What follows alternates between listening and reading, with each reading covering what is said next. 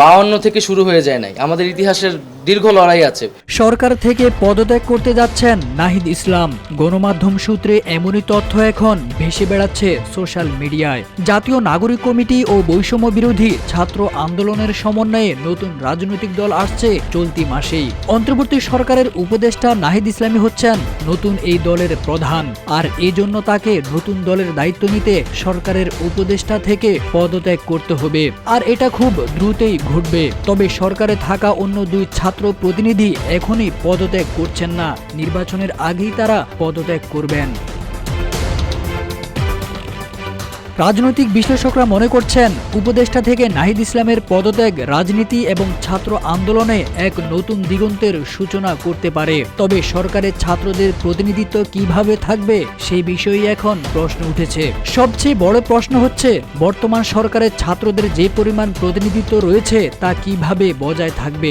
যদি ছাত্ররা সরকার থেকে বিচ্ছিন্ন হয়ে যায় বা নতুন রাজনৈতিক দলের মধ্যে যুক্ত হয়, তাহলে তাদের হয়ে কথা বলার জায়গা কতটুকু থাকবে এবং তাদের দাবি দেওয়া সমাধানে কোনো উদ্যোগ নেওয়া হবে কিনা।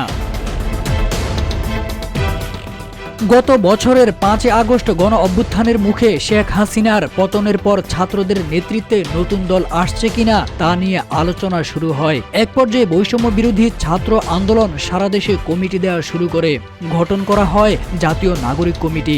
নাগরিক কমিটিও থানা পর্যায় পর্যন্ত কমিটি দিচ্ছে। মূলত বৈষম্য বিরোধী ছাত্র আন্দোলন, নাগরিক কমিটি এবং সুশীল সমাজের প্রতিনিধিদের নিয়ে নতুন দল গঠিত হবে। শুরুতে আহ্বায়ক কমিটি গঠন করা হবে।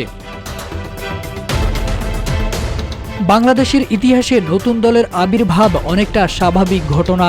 বর্তমান সরকারের আমলেও কয়েকটি দল আত্মপ্রকাশ করেছে, তবে অতীতে দেখা গেছে খুব কম দলই রাজনীতিতে প্রভাব রাখতে পেরেছে। ছাত্রদের নতুন রাজনৈতিক দল বড় কোনো প্রভাব তৈরি করতে পারবে কিনা সেটাই সবচেয়ে বড় প্রশ্ন। এই দল নিয়ে এরই মধ্যে নানা আলোচনাও শুরু হয়ে গেছে। তারেক আজিজ খান, রূপালী বাংলাদেশ।